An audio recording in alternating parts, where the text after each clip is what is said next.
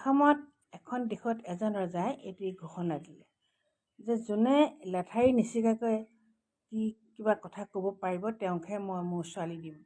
মানে ৰজাৰ ল'ৰা নাই ছোৱালী এজনীয়ে তাকো এটা অলপ ভাল আৰু অলপ টেঙৰ ল'ৰালৈ ছোৱালীজনী দিব বিচাৰিছে। গোটেই ৰাইজতে কথাটো প্ৰচাৰ হ'ল। এটা ল'ৰাই মানে মাকক ক'লে, তাৰ আকৌ দেউতাক নাই।